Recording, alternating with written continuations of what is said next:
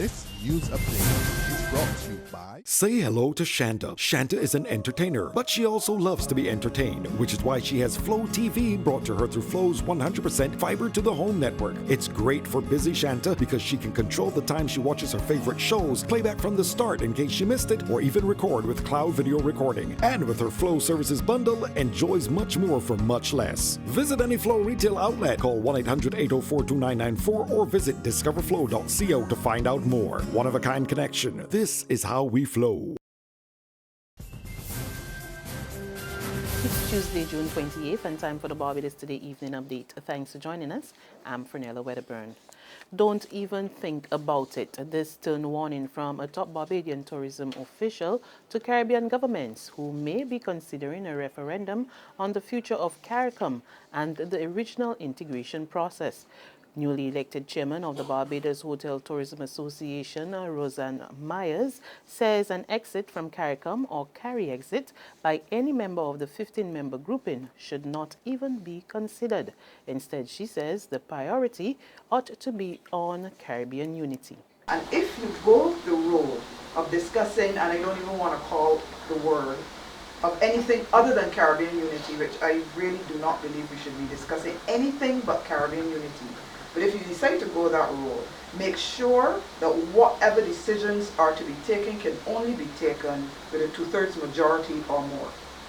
A simple majority and a 1 or 4% majority should not sway you to do anything in terms of that kind of a referendum. But I am not one for anything but unity in the Caribbean at a time when the world has too much uncertainty. There is no way that we can navigate through everything that might happen except in a unified way.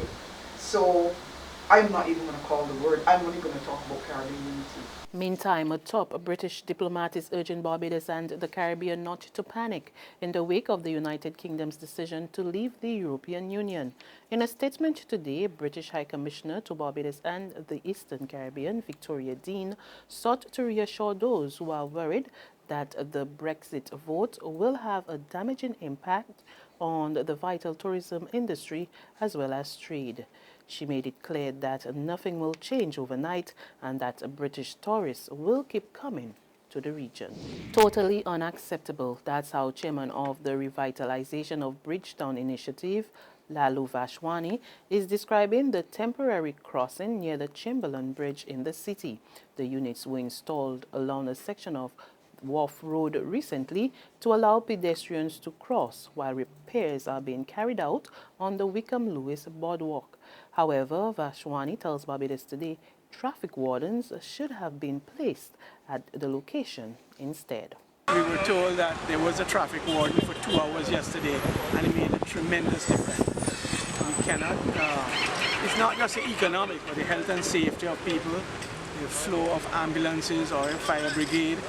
It's very important. This is not satisfactory. I don't believe it was their intention. It may just not have been thought through to realize that this is what happened. What is happening is that it's currently unregulated, and as a result, the constant flow of pedestrian traffic results in the vehicular traffic. One man was taken to the Queen Elizabeth Hospital for treatment following an accident in Proutes, St. Thomas this morning. According to police, Michael Allen sustained injuries to his left forearm after the truck he was driving collided with a motor car driven by Michael Ward of Parishland Christchurch. Allen's truck overturned. Police investigations are continuing. Companies in Barbados and around the world are suffering from a shortage of skilled workers in information technology. That's according to the Harvey Nash KPMG 2016 CIO study released today, which shows this as one of the major challenges hampering the ability of businesses to keep up with the latest technology. And Partner Advisory Services at KPMG Barbados, Brenda Pope, is urging businesses to identify some of those challenges and rectify them. Success factors are you need to have a committed and educated CEO/board. And so I think we need to make sure that our boards and CEOs understand that IT is not a technology issue, it's a business issue, and that therefore they need to be aware and educated about what the benefits, opportunities, issues are, whether it's security, agility, responsiveness, customer centricity, whatever it is, they need to understand what IT can do. And then the second thing I would say, the implications for Barbados, is that our IT and CIOs need to step up to the plate and broaden their horizons and understand that it's no longer about saving money necessarily, and it's no longer about having a technology platform, but they need to be out there and leading the drive for strategic use of IT. In sports, more high-profile international players pull out of the Rio Olympics as a result of the Zika virus. The latest are world number 1 Jason Day and Irish golfer Shane Lowry. Day, 28 years old, from Australia, said while the risk is small, it is not one he's willing to take. While Lowry said the decision not to represent Ireland at Rio in August was made with a heavy heart. The virus has been linked to brain defects in newborn babies. There's regional and international news after this short break. I love it. I love it. I give in your sweetness. Hey, it's your girl Azizi, the Barbados City Crop Over Superstar 2015. The competition is even more exciting this year. There'll be 3 champions. The public will choose their junior, Soca Royale, and Pickety Crop champions. So here's how it works. Go to our Facebook page at www.facebook.com/Barbados Today to fill out your competition form. 2. Upload your video with your song to Barbados Today's Facebook page.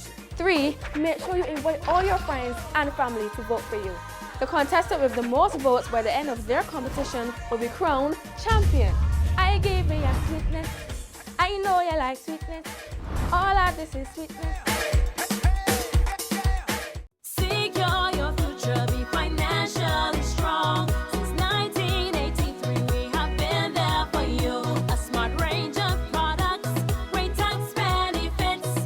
We're the solution to your hopes and your dreams. The Barbados Workers Union Cooperative Credit Union. The Barbados Workers Union Cooperative Credit Union. Humble beginnings to smart loans, smart savings. Save smart and borrow smarter. That's the move for me. Stability, prosperity. We're the solution to your hopes and your dreams.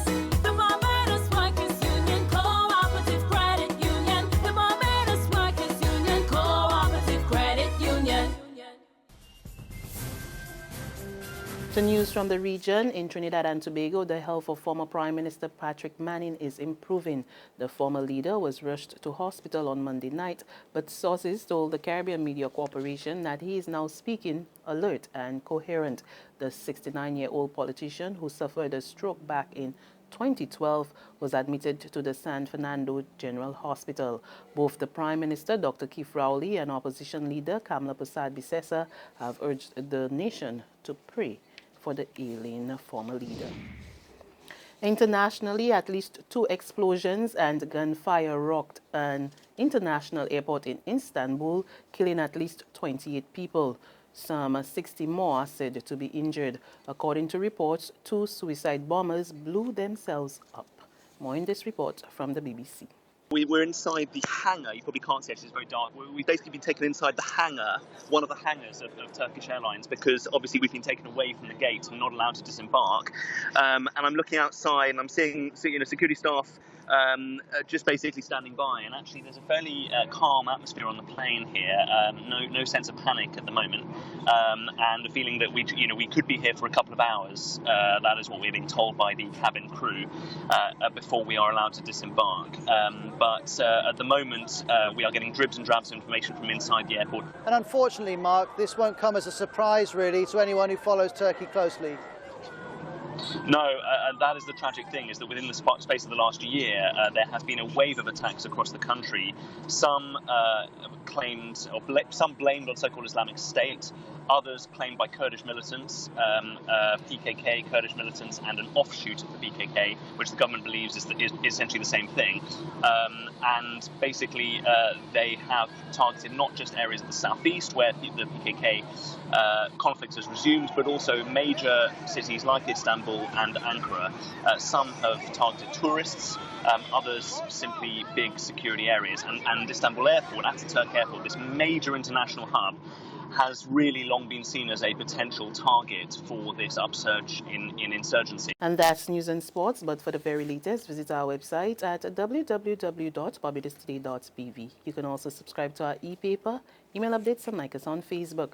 We're also on Izumi Media in bus terminals and screenplay at supermarkets and gas stations near you, as well as Channel 99 on Flow TV and the Mix 96.9 FM. There you can get all the latest news and sports. I'm Fernella Wedderburn.